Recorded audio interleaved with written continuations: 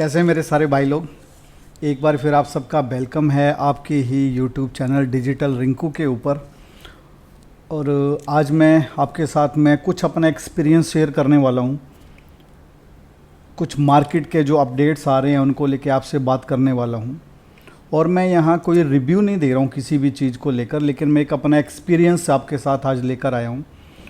आप क्या सोचते हैं, आप क्या अपने विचार रखते हैं, कमेंट बॉक्स में ज़रूर लिखें आप भी। आज जैसे मैं भी इसी इंडस्ट्री में बैठा हूँ, मैं भी कुछ ना कुछ प्रोग्राम्स कर रहा हूँ और टाइम टू टाइम हम भी उसके ऊपर काम कर रहे हैं।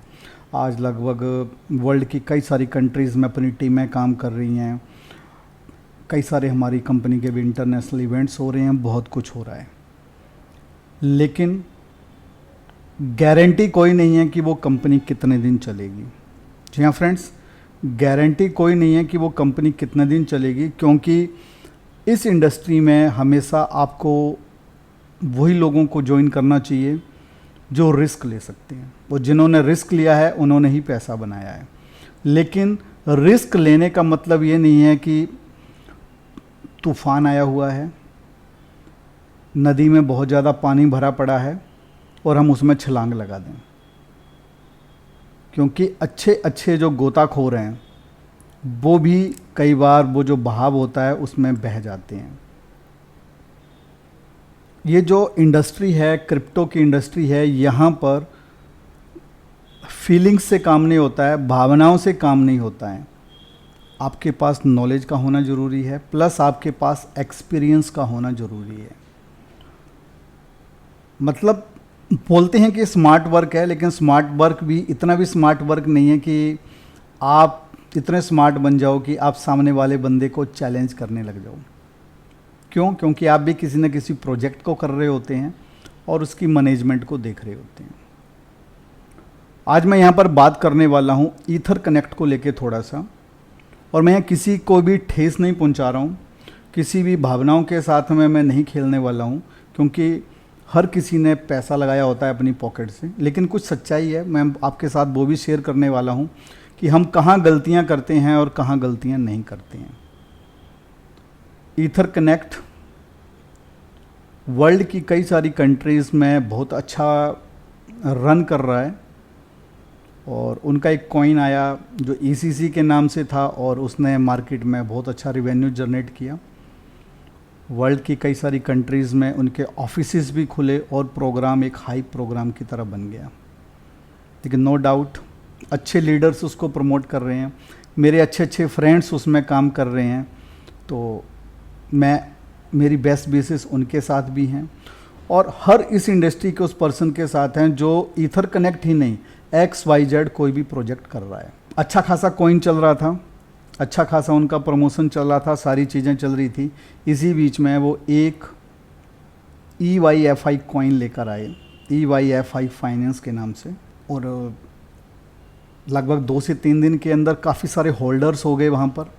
नो डाउट होल्डर्स होंगे, क्योंकि एक प्रोजेक्ट चल रहा है, उस प्रोजेक्ट के ऊपर लोग काम कर रहे हैं और उनके सामने दूसरी अपॉर्चुनिटी आए और उनके सामने ऐसा हो कि वो बहुत अच्छा पैसा बना सकते हैं, तो नो डाउट हर पर्सन उसमें जाने की कोशिश करता है। और with in 3 to 4 days more than 96,000 holders वहाँ पर हो गए। कॉइन का प्राइस मुझे एग्जैक्टली तो आइडिया नहीं है, क्योंकि मैं उसको कर नहीं रहा था और आज भी नहीं कर रहा हूँ। लेकिन जो मैंने देखा है सोशल मीडिया पर 10 सेंट के आसपास में भी स्टार्ट हुआ था और लगभग $2 के आसपास तक पहुँचा।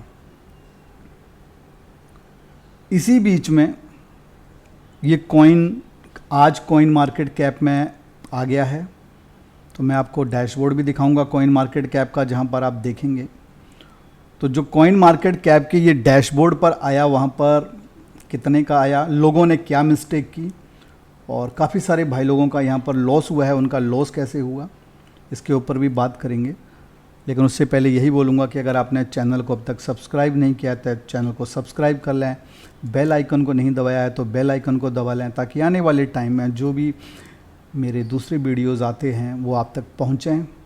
और मेरी हमेशा कोशिश रही है पिछले 5 साल के अंदर कि मैं अपना बेस्ट एक्सपीरियंस जो है पिछले 5 साल के अंदर जो मेरा बेस्ट एक्सपीरियंस है वो मैं आपके साथ में शेयर करूं। नो डाउट हर आदमी पैसा बनाना चाहता है। 2017 में मैंने बहुत सारी गलतियां की आपकी तरह, और ऐसे बड़े सारे प्रोग्राम्स थे। मतलब ऐसे इसलिए नहीं बोल रहा हूँ कि मैं स्पेशली इसी को हिट नहीं कर रहा हूँ, क्योंकि मेरी कोई इंटेंशन भी नहीं है इसको हिट करने के लिए, क्योंकि हो सकता है कि शायद मैं भी इसको कर रहा होता तो मैं भी इसको प्रमोशन कर रहा होता है इसका। तो मेरी ऐसी कोई इंटेंशन नहीं है किसी के भी पैसे को लेकर, क्योंकि सबका बड़ी मेहनत का पैसा होता है। लेकिन नो डाउट हर आदमी पैसा बनाना चाहता है, और आज तो माहौल बहुत ख़राब चल रहा है मार्केट का।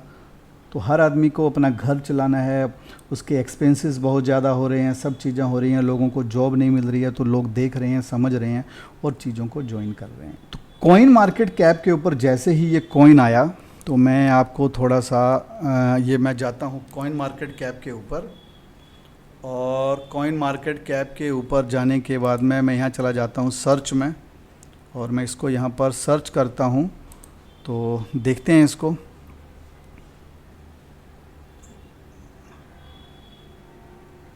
तो अभी लगभग 2849 रैंक के ऊपर है ये कॉइन, और 1 सेंट से भी नीचे का है,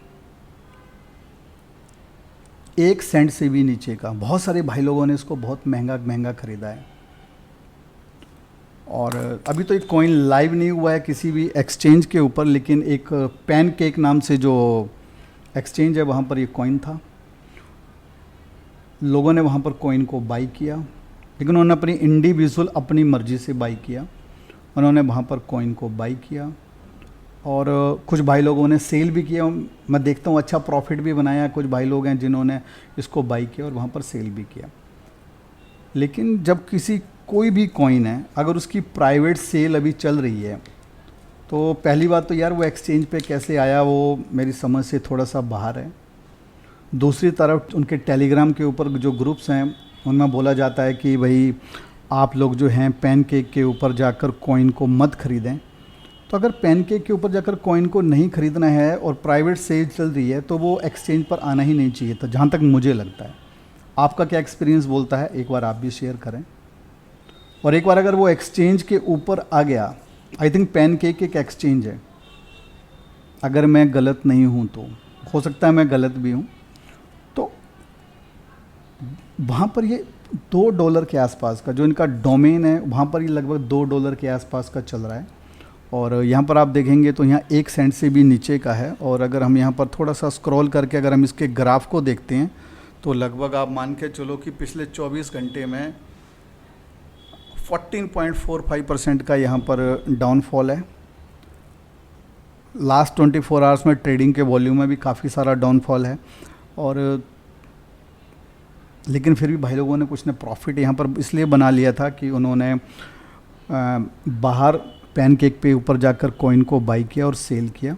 लेकिन मैं यहाँ पर समझता हूँ कि जैसे ही यहाँ पर ये कॉइन आया है CMC के ऊपर, CMC means coin market cap के ऊपर, बहुत सारे भाई लोगों का यहाँ पर पैसा लगा हुआ है और अभी वो देख रहे हैं कि उनके कॉइन का प्राइस 1 सेंट से नीचे हो गया है। तो आने वाले टाइम में बहुत सारे वीडियोज़ आपको मिलने वाले हैं कि ईथर कनेक्ट स्कैम है, ये वाला ECC स्कैम है, ये स्कैम है, वो स्कैम है। अभी मैं देखता हूँ कि यहाँ पर देखो ऐसा नहीं है, हर सेकंड यहाँ भी चीज़ें चेंज हो रही हैं। मैं इसको और फिर रिफ़्रेश कर लेता हूँ इसको, तो देखते हैं रिफ़्रेश करने पर क्या आता है।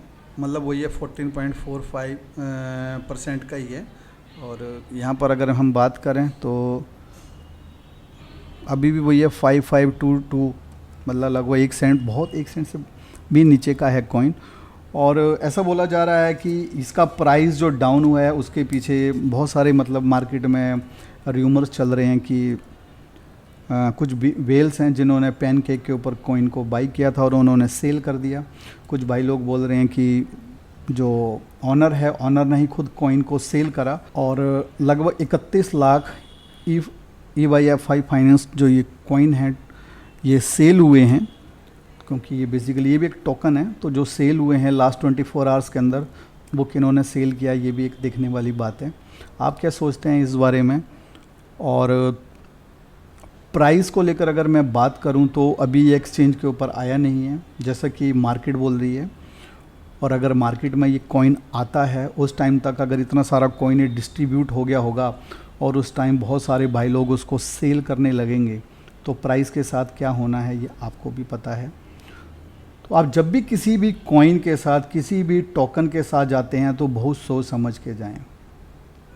मैं ये नहीं बोल रहा हूँ कि ईथर कनेक्ट स्कैम है, मैं ये नहीं बोल रहा हूँ कि EYFI स्कैम है, क्योंकि मुझे ये बोलने का कोई राइट भी नहीं है, क्योंकि मैं भी कोई प्रोग्राम कर रहा हूँ और उस प्रोग्राम की भी कोई लाइफ है।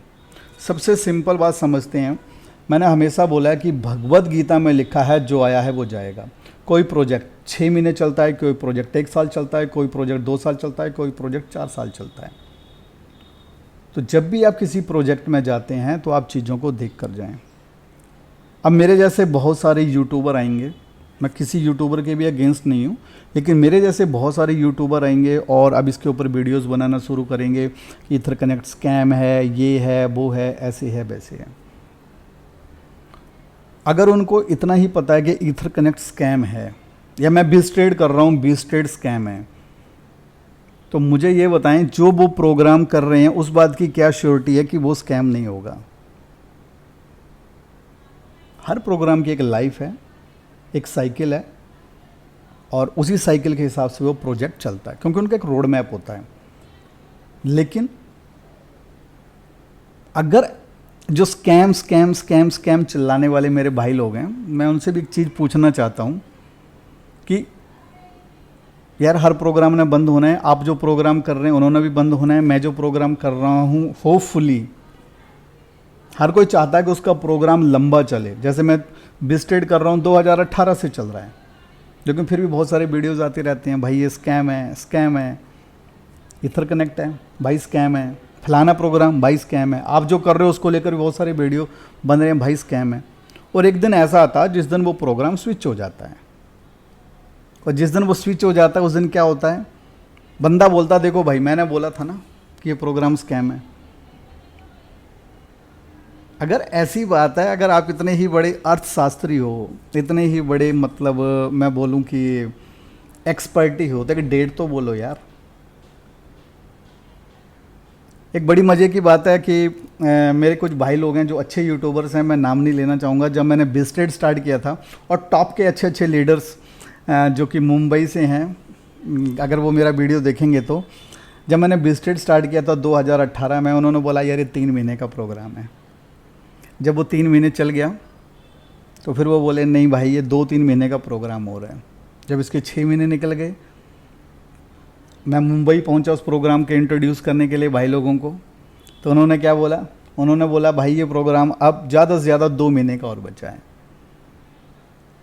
जब 2 महीने भी हो गए, मैंने उन लोगों को पूछा, मैंने भाई उस भाई से पूछो तो सही कि उन्होंने 3 बार बोला है कि 3 बार डेट दी है कि इस डेट ये इतनी ही इसकी लाइफ है। अब तो 1 साल भी हो गया, अब 1.5 साल भी हो गया, अब 2 साल भी हो गए, अब लगभग 3 साल पूरे होने जा रहे हैं, क्या मे भी हो ही गए हैं। तो उनके पास भी कोई जवाब नहीं है। हाँ, उनको हमेशा एक वर्ड बोलना होता है, अरे यार बिस्टेड स्कैम है। तो मेरे भाई एक डेट तो बता दो किस दिन बंद होना है। इसी तरह से मैं ईथर कनेक्ट को लेकर मैं ये नहीं बोलता कि स्कैम है, लेकिन आप जब भी किसी सिस्टम में जाएं, आप सिस्टम को पहले ट्रांसपेरेंटली देखें और स्मार्ट नहीं बने, क्योंकि जितने भाई लोग स्मार्ट बने हैं ना, उन्होंने ही अपना इस क्रिप्टो के अंदर लॉस किया है।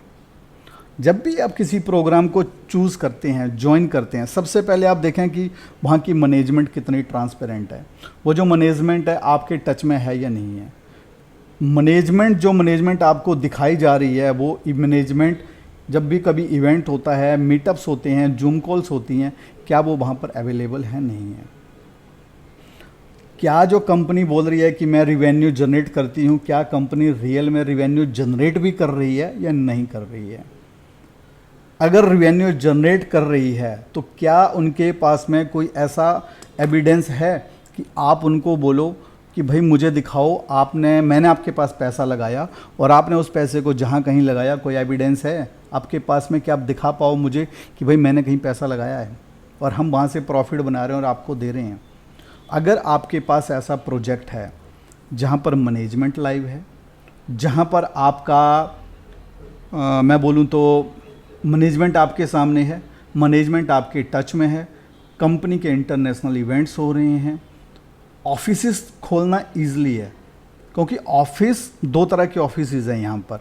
एक ऑफिस वो ऑफिस हैं जो ऑफिस लीडर खोलते हैं, और एक ऑफिस वो हैं जो कंपनी खोलती है, तो दोनों में बहुत डिफरेंस है।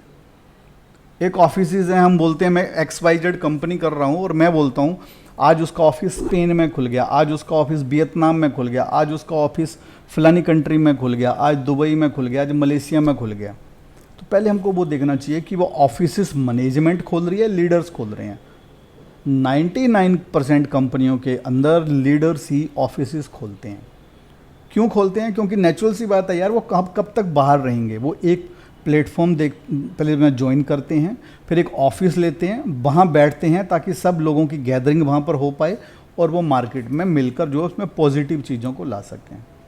दूसरी तरफ वो कंपनियाँ जो अपने ऑफिसेस खुद खोलती हैं, जहाँ मैनेजमेंट सामने होती है, जहाँ मैनेजमेंट ऑफिसेस को इंट्रोड्यूस कर रही होती है, उनके रिबन काट रही होती है। दोनों में बहुत डिफरेंस है। जब भी आप किसी प्रोग्राम को ज्वाइन करें तो आप इन सब चीज़ों को देखें। दूसरा, जब भी आप किसी प्रोग्राम के साथ जाते हैं, अच्छा अब अगर आपने मेरे शुरू से लेकर अब तक के वीडियोस देखे होंगे, मैं हमेशा उस प्रोजेक्ट के साथ गया हूं जिस प्रोजेक्ट में प्रॉफिट शेयर कम मिलता है। बहुत सारे भाई लोग होते हैं जो उस प्रोजेक्ट के साथ जाते हैं जहां पर प्रोजेक्ट शेयर ज़्यादा होता है। अब दोनों में डिफरेंस क्या है और हार्डवर्क कितना है और टफ कितना है करना। अगर मैं आज किसी भाई को ये बोलता हूँ, मैं यूट्यूब पर एक चैनल है मेरा, मैं इस पर वीडियो डालता हूँ और मैं ये बोलता हूँ कि भाई मेरे साथ ये XYZ कंपनी है, अगर आप करते हो तो आपको डेली का 2% मिलेगा, तो नो डाउट मेरे साथ में एक बहुत बड़ा रेला होगा जो मेरे साथ में ज्वाइन करेगा, क्योंकि 2% is a huge money. 30 days के अंदर 60%, अगर 22 डेज भी दे रहा दैट इज़ अ 44%, अगर 20 डेज भी दे रहा दैट इज़ अ 40%। आपने XYZ अमाउंट लगाया और उस पर आपको 40% का प्रॉफिट आ रहा है। आप खुद समझदार हैं कहाँ से आ रहा है। अगर आप खुद फोरेक्स करते हैं, इंडिविजुअल एक बंदे के लिए आप 40% का प्रॉफिट बना सकते हैं, अपने लिए हो सकता है। क्रिप्टो के अंदर 2x 3x आप बना सकते हैं इंडिविजुअल, लेकिन अगर आपने 10 लोगों का पैसा ले रखा है तो आप नहीं बना सकते हो, क्योंकि आपको उनको हर मंथ देना है। मैं मानता हूं इस मंथ आपने, इम्पॉसिबल वाली बात बोल रहा हूं, इस मंथ आपने 40% का प्रॉफिट बनाया और नेक्स्ट मंथ क्या पॉसिबल है, कोई ऐसा श्योर है कि आप 40% का प्रॉफिट बनाने वाले हो? क्या उसे नेक्स्ट मंथ श्योर है कि आप 40% का प्रॉफिट बनाने वाले हो? अभी आपने मार्केट देखी, जब हमारा बुल रन चल रहा था बहुत सारे लोग पैसे बना रहे थे। जैसे बुल रन हमारा रुका, ये रेड मार्केट आई, क्या हुआ?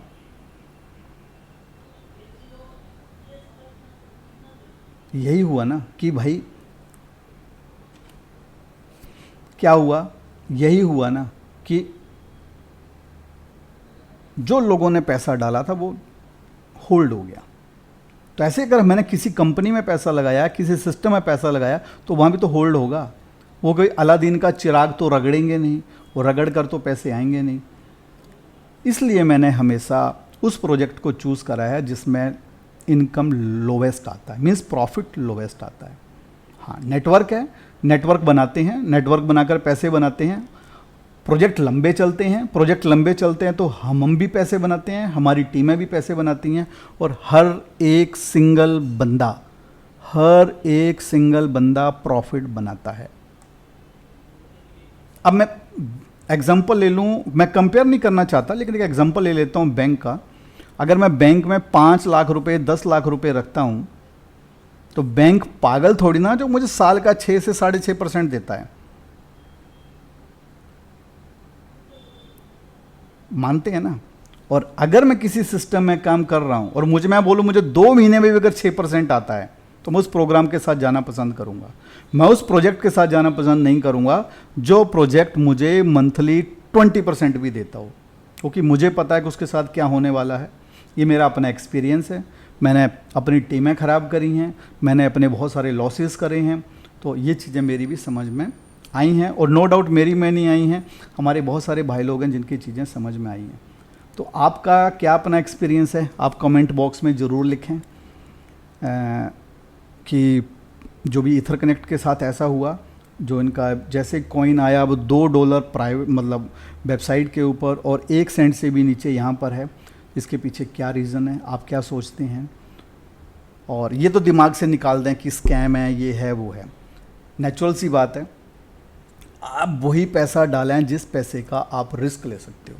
अगर आपको लगता है $500 का रिस्क ले सकते हो, आप $500 डालो, क्योंकि अगर $500 पर आपने पैसा बना लिया, दैट इज़ अ गुड। अगर $500 का लॉस भी हो गया तो आप उस लॉस को सहन करने के लिए रेडी रहो। अगर आपने ये मेंटलिटी बना ली, you definitely make the money in this system.